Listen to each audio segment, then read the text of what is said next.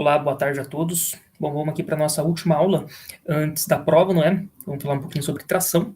Então, cai desde a primeira aula aí até a parte de tração, tá? Então, vai ter questões teóricas aí e também questões de cálculo.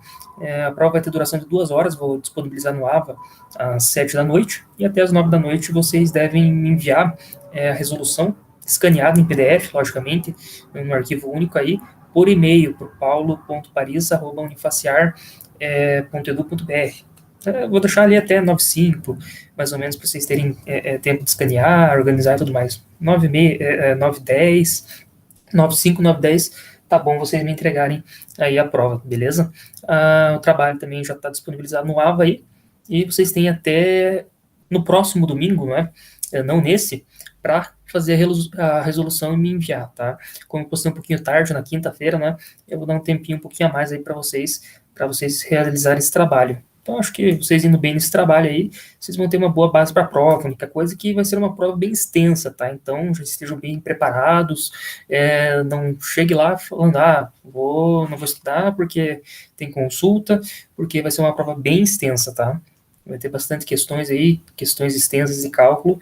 Então, já tem que chegar preparado aí, sabendo tudo, para poder realizar a prova aí, tá bom? Então, vamos para a nossa aula de tração aqui, né? Então, vou dimensionar as nossas peças à tração. Quais peças estão submetidas à tração? Principalmente aqui, esse banzo inferior aqui de treliças, né? Eles sofrem aí bastante tração. Então, também os contraventamentos, né? Se a gente tem uma força lateral aqui da esquerda para a direita, a gente vai comprimir, né, essas barras aqui e a gente vai tracionar essas peças aqui. A estrutura está tentando ir lateralmente, vai comprimir essa peça e tracionar essa peça. Assim como essa aqui, comprimir, tracionar, tracionar. Se for do lado oposto, então daí vai ser oposto, né? Porque a gente vai comprimir essas peças aqui e tracionar essas peças aqui. E a gente tem alguns tipos de tração, né? A gente tem esse que está no CG da peça, a nossa normal, tracionando a nossa peça. A gente chama isso daqui a tração pura, né? Por quê? Porque a gente só tem tração na nossa peça.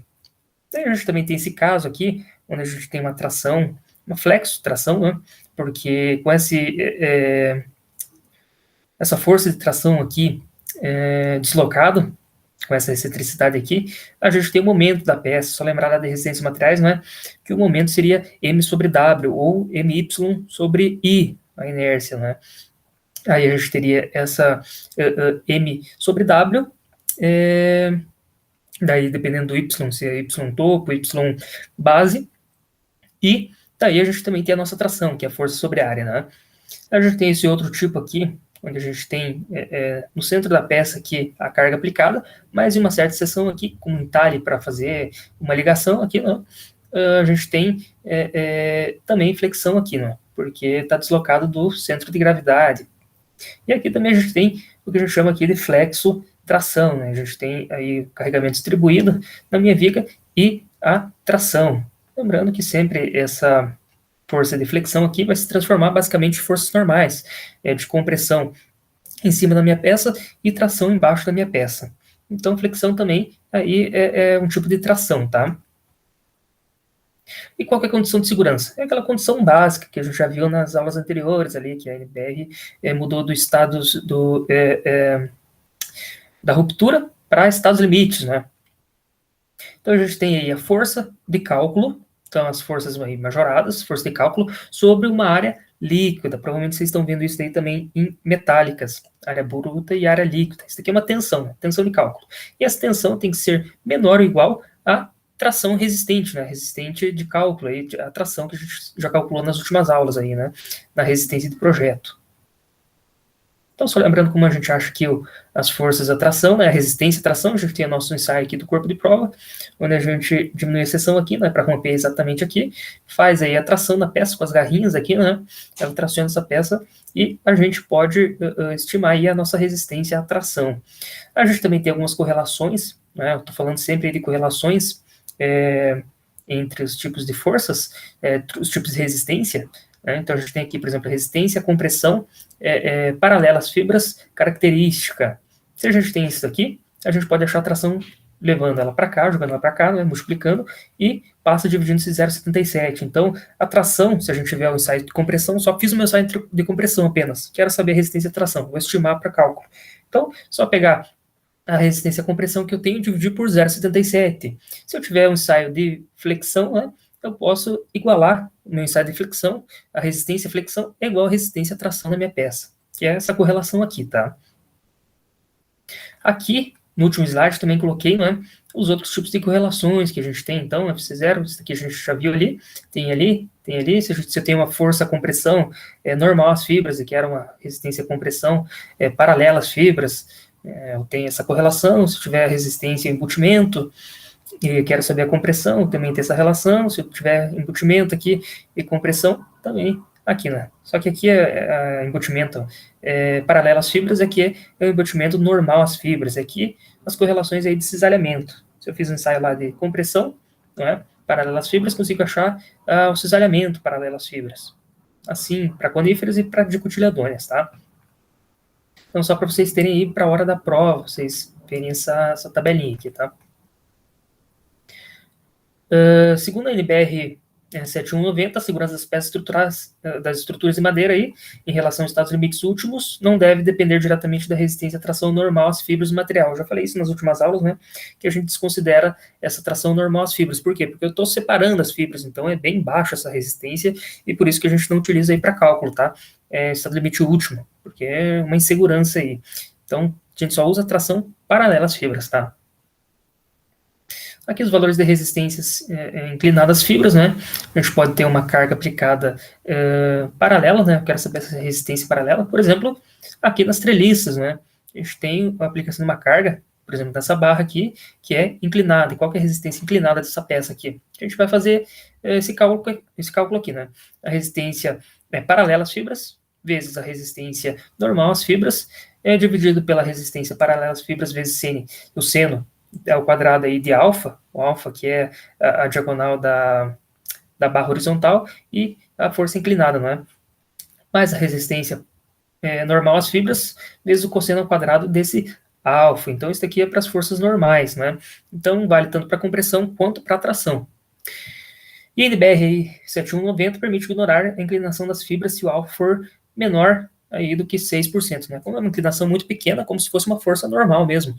Então, não tem por que fazer essa decomposição, tá? Aqui a gente tem lá, o que seria essa área líquida, né? Então, a gente tem a área bruta. O que é a área bruta? A área bruta, esse AG, é o B, né? A base da minha peça vezes a altura total dessa peça. Beleza? Então, isso daí é área bruta, a área da seção transversal, como a gente sempre calcula.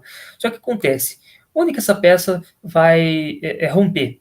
Onde ela tiver uma menor seção de área, né? Que vai ser aqui, ó, no furo. Essa daqui é uma área suscetível ao rompimento da peça. Então, se a gente tiver aí, onde que ela vai romper? Aqui e não aqui. E aquele AG é essa área aqui, né? Se fizer uma seção aqui, eu tenho B vezes altura H, né? E eu tenho esse D' aqui, que é o diâmetro do parafuso mais a folga. Então, D' é o diâmetro do parafuso mais a folga. O que eu vou fazer aqui para achar essa área líquida? Então, B vezes H, né, que é a área aí bruta, menos a base, aqui, né, essa área aqui, que é a base vezes esse D', que é o diâmetro do furo mais a folga. Então, eu acho essa área e desconto, tá? Só que a NBR também, ela permite desprezar os furos em peças desde que esses furos aí não ultrapassem 10% da área da seção bruta. Então, calculei, por exemplo, uma área aqui de 50 centímetros quadrados, beleza, TAG, e aqui deu 4 centímetros quadrados, é menos do que 10%. Então, posso ignorar, posso usar o próprio AG, que é a área bruta, beleza? Aqui os tipos de furações das peças, esse aqui é o que a norma fala, tá? Então, a gente tem uma seção aqui, onde é a seção de rompimento, aqui vai ser 2 vezes essa área do furo, né? Então, vai ser 2 vezes a base, vezes o D', porque tem 2 furos aqui fazendo seção, que a gente vê aqui do lado, ó. A gente vai ter 2 vezes contando essa área aqui. Tem a área bruta, né, que é o PW, aqui o B, vezes o H, menos 2 vezes D', né, vezes B. E aqui a gente tem outro tipo aqui de furação, que a norma brasileira não fala, mas tem a ISO americana, né? Então, a sessão vai ser de ruptura aqui, mas a gente vai ver isso nas próximas aulas, tá? Acho que provavelmente lá em ligações, esse tipo aqui de peça. Aqui a gente não vai ver. E aqui a gente tem as dimensões mínimas aí de peça, segundo a NBR 7180, né? Que a gente já viu aí na primeira aula, acho, só estou aqui para reforçar. Então, nas peças principais isoladas, a gente tem 50 centímetros quadrados de área mínima, uma espessura mínima de 5 centímetros. E na secundária aí a gente tem 18 centímetros quadrados e 2,5 centímetros aí de espessura mínima. Para as peças principais múltiplas, né? A gente tem aí 35 centímetros quadrados de área mínima e 2,5 centímetros de espessura mínima. E a espessura mínima aqui das peças secundárias múltiplas é de 1,8 centímetros e a área de 18 centímetros quadrados. E aqui a gente tem aquela tabelinha que eu falei para vocês de correlações. Então vamos aqui para o exercício. Para os exercícios, na verdade. Tem 2 exercícios aqui. Então aqui, ó, o exemplo 6, tirado do livro do File, um pendural de pinho brasileiro. Então a gente tem a resistência, a tração média, 12% aqui, uma resistência tração média. Então vamos transformar isso aqui em uma resistência tração característica, multiplicando por 0,70, né? Vou mostrar ali, né? Então tem uma resistência média. Eu quero uma resistência característica para achar a resistência de cálculo. Então vou ter que transformar esse 93,1 MPa aqui. Ela é de segunda categoria. Só deixa eu falar aqui que eu esqueci de colocar, mas ela é cerrada, é usada em ambiente de classe 3 de umidade, está ligada aí por parafuso de diâmetro de 25 milímetros com folga de 2 milímetros. Então aquele D' é o diâmetro do parafuso, 25 milímetros, mais a folga, 2 milímetros, tá? Há 2 talas laterais metálicas. O pendural está sujeito aos seguintes esforços de tração oriundos de ações de construção. Então, as cargas aí são de média duração. A gente tem uma carga de peso próprio, de gravidade de 15 kN, e a acidental, né, ou a carga variável, de 10 kN. Vamos verificar a segurança aí do pendural em tração paralela às fibras. Então, a gente tem a tração paralela às fibras aqui, tá? Como eu disse, a gente não utiliza aí tração normal às fibras, pela baixa resistência. Então, a gente tem 2 tiras metálicas aqui que estão segurando isso, né? Por 4 parafusos. Então, a gente vai fazer uma seção, né, aqui. Então, a gente vai calcular 2 vezes essa área aqui do furo, né?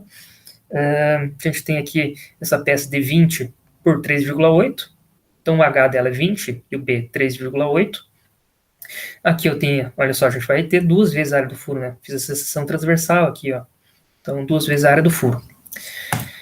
Qual que é o primeiro passo?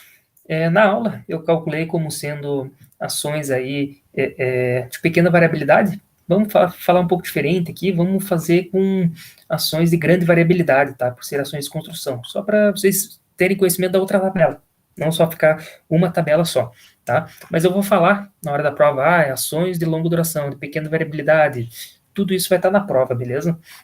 Então, vamos lá, o primeiro passo, achar o carregamento de cálculo, nosso ND. Então, a gente tem aqui 15 kN e 10 kN de ação variável, 15 kN permanente e 10 ação variável. Então, a gente vai lá para a tabela de ações, né, nas estruturas, na aula 4 aqui, né. Só deixa eu puxar para outra tela. Aí. Então, vamos lá. A gente quer uma combinação aí especial, né, ou de construção, última. A gente quer verificar a segurança, a resistência dela. Então, vai ser o gama G, que é o coeficiente de ponderação, ou majorador das cargas permanentes, mais o gama Q, que é ações variáveis, o coeficiente das ações variáveis, e a ação variável principal. A gente não tem ações secundárias, então essa parte aqui a gente tira da fórmula, tá? Isso aqui, tudo aqui vai ser zero, porque a gente não tem outras ações. Então a gente só vai fazer o gama G vezes a nossa carga aí permanente, né, que é 15 kN, se eu não me engano. Aqui, ó, 15 kN, então gama G vezes 15, mais o gama Q vezes 10, que é as ações acidentais. Então aqui é o 15 e aqui é o 10, beleza? A gente já fez bastante exercício disso daí, então vocês já estão craques em combinações. Vamos achar agora os gama Gs, né? Então eu falei, na sala a gente usou esses valores aqui, né, especiais de construção, tá? Vamos usar, para fazer diferente aqui, essas daqui, tá? Então, vamos utilizar aqui, ó, 1,3 para o gama G das ações permanentes. Então, vai ser 1,3 vezes 15, que foi o que a gente fez aqui, 1,3 vezes 15. E vamos achar o gama G das ações variáveis. Então, aqui, olha só. Então, ações variáveis. A gente tem um gama Q de 1,2. Por quê? Porque é de construção, como eu coloquei ali no exemplo, no exercício aqui, ó. São ações de construção. Então, 1,2 vezes 10. O 10 daqui, né? Do enunciado. Fazendo essa conta aqui, a gente tem um ND de 31,5 kN. Beleza? Então, agora a gente vai achar a resistência característica. Como eu falei, eu tenho uma resistência média aqui, resistência à tração média de cálculo a 12% de umidade, então eu preciso transformar a umidade para 12%, já estou com uma umidade em 12%, beleza? Então, o que a gente vai fazer? A gente vai lá para outra aula, para aula 5. Deixa eu puxar para cá também. Aí. Aqui a gente já tem a resistência a 12%. Senão, eu teria que transformar por essa fórmula aqui, se tivesse 16%, por exemplo, de umidade. E aqui, para peças muito desconhecidas, onde eu tenho a Fn média, né? Então, para as forças normais, eu tenho que é 0,7 vezes a resistência. Então, vou multiplicar, como eu disse, essa resistência por 0,7. Se fosse o cisalhamento, né? Deixa eu achar a aula aqui. Se fosse cisalhamento, a gente multiplicaria por 0,54, mas é como força normal. Como é força normal, né? É compressão, tração, essas daí são forças normais, a gente multiplica por 0,7. Então, foi o que eu fiz aqui, ó, só. 0,7 vezes 93,1, que vai dar 65,17 MPa, fazendo essa conta, tá? E vamos achar a resistência de cálculo agora. Como que a gente acha a resistência de cálculo? Vamos lá para a aula. Que a resistência de cálculo tem que ser menor ou igual, maior ou igual, né? Menor ou igual, perdão. Tá errado aqui, lembra que eu falei para vocês? Então, a resistência de cálculo. Vamos colocar como igual aqui, né? Você pode usar menor, mas por questão de economia a gente vai usar igual. Vai ser o Kmod vezes resistência característica, que a gente acabou de encontrar ali, né? Dividido por gama W. Então, vamos lá, o Kmod 1. A gente vai entrar na tabela aqui. Eu falei que é madeira serrada, não é? E os carregamentos são de média duração, segundo o exercício ali, segundo o enunciado. Tá no enunciado ali que é de média duração. E eu falei que é madeira serrada. Então, o Kmod 1 vai ser 0,8. Vamos para o Kmod 2. Madeira serrada, classe de umidade 3. Também está para o enunciado, classe de umidade 3. Então, 0,8. Também é o Kmod 2. E o Kmod 3 aqui é madeira serrada. É um pinho, né?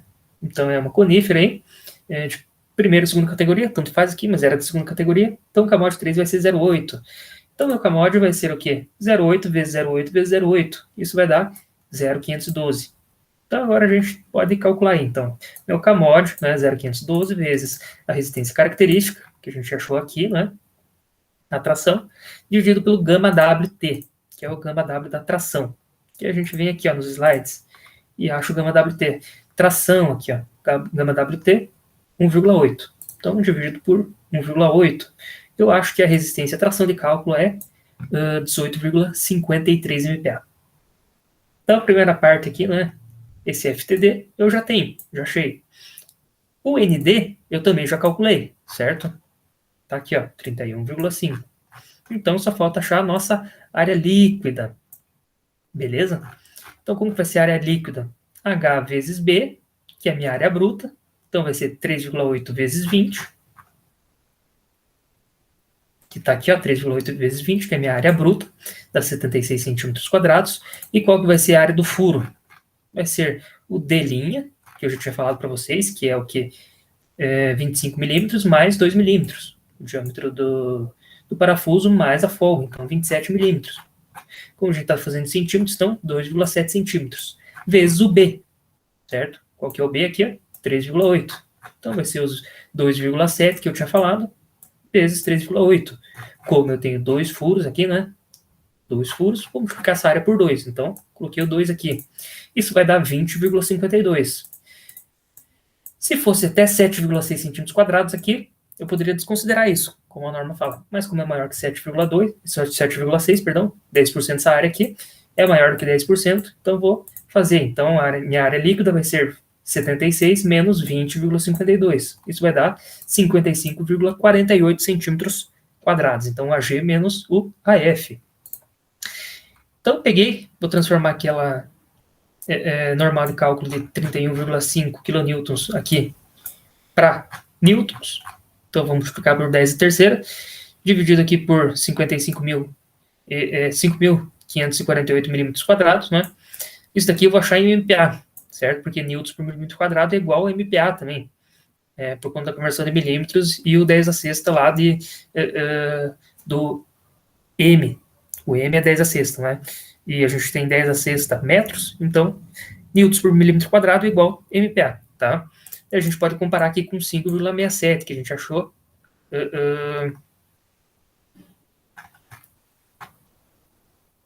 Peraí. Não, isso daqui é o 5,7, né? Estamos fazendo aqui 31,5 vezes 10 a terceira, dividido por 55,48. A tensão de cálculo que eu tenho é 5,67 MPa. Aí agora sim, a gente tem ali o FTD, que é 18,5, que a gente achou aqui, que é o nosso limite. Então, esse 5,67, que é a tensão de cálculo, é maior que a tensão aí resistente. Então, minha peça está ok. Então, verifiquei minha peça aqui, tá ok. Posso triplicar essa carga aqui, né? Então, vamos fazer aqui 5, 10, 15 MPa, 6, 12, 18, então 16, 7, vamos colocar 7 aí. Se eu multiplicar por 3, essa carga ainda tá, essa tensão, né? Ela ainda verifica a peça, tá? Então, tá sobrando resistência aí dessa peça. Agora, exemplo 7. Uma ligação tracionada em louro preto, uma dicotiledônia aí, será efetuada com 8 parafusos, certo? De duas formas diferentes. E ele pede para dimensionar a largura L da peça central, considerando os dois cenários de distribuição a seguir. Então, vamos lá. A gente tem essa peça aqui, certo? Eu quero saber essa peça central, o L aqui, né? Essa distância aqui. Qual que é a distância mínima que eu posso usar? Utilizando dois formatos aí para furação. Então, ele aí em fila, né? E ele aqui de 2 em 2, beleza? Então, a gente tem 8 parafusos aqui, distribuídos de formas diferentes. Então, vamos lá. Continuando aí dados. Diâmetro do parafuso, 19 milímetros, folga 1 milímetro. Então, D', 20 milímetros. Esforço de tração do projeto. Então, não preciso calcular o esforço do projeto, já tenho o esforço do projeto aqui, não preciso fazer combinação, 55 kN. O FCM, né, a resistência à compressão, eu estou falando de tração, né? Eu tenho resistência de compressão. O que eu vou fazer? Transformar. Lembra que eu falei que tinha aquela tabela de transformação aqui, ó? Eu quero a resistência à tração, certo? Eu tenho resistência à compressão. Então, eu consigo transformar em resistência à tração, beleza? Por isso que tem essa tabelinha aqui. Cadê aqui?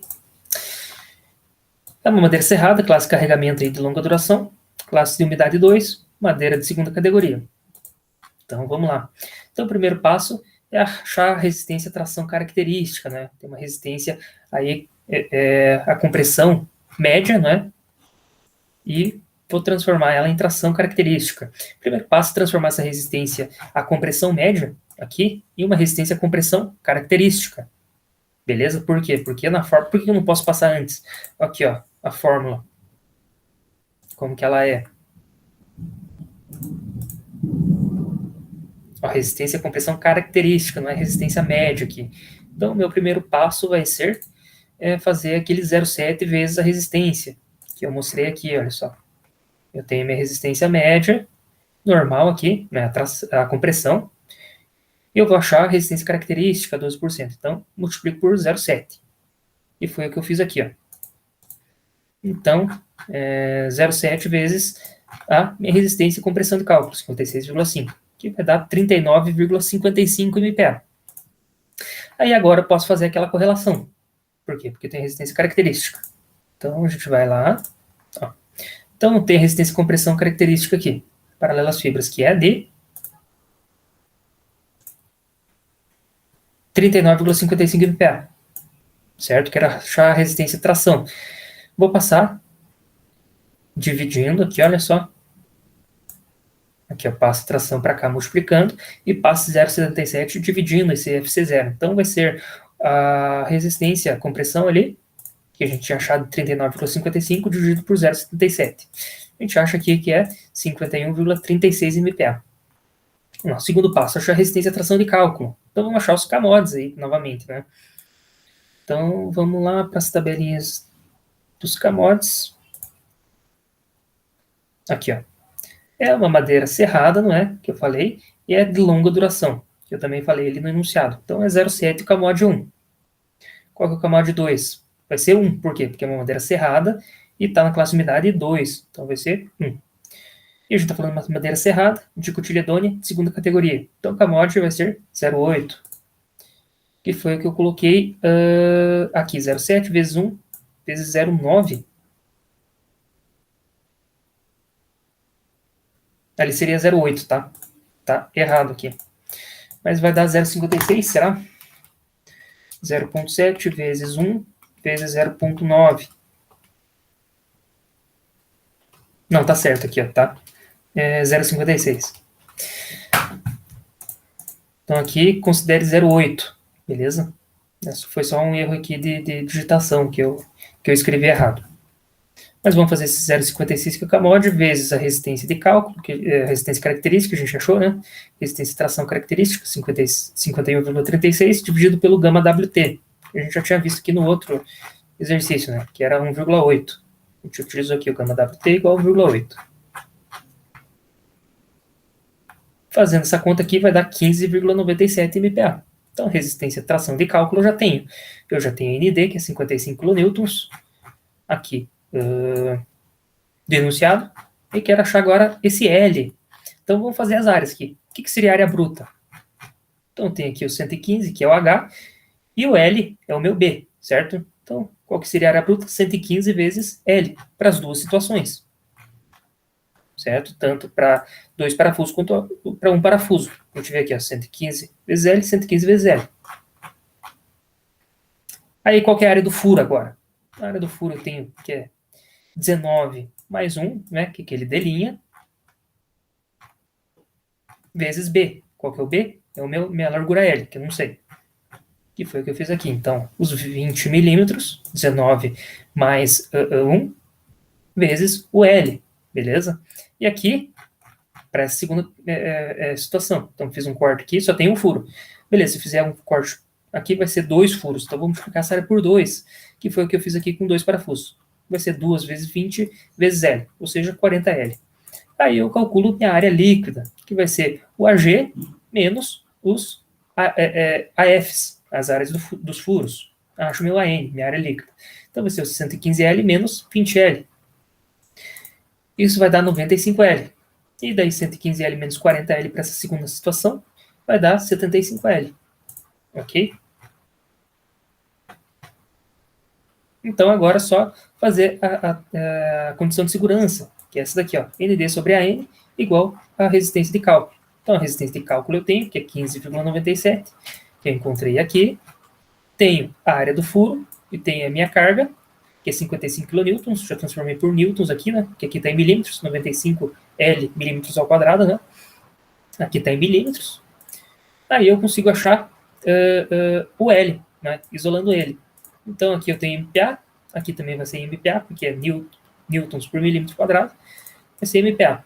Então, isolo L, né? Passo aqui multiplicando, depois aqui dividindo, depois 95 multiplicando, e acho que o meu L dessa primeira situação é 36,25 milímetros. Então minha base aí tem que ser no mínimo aí 36,25 milímetros para resistir.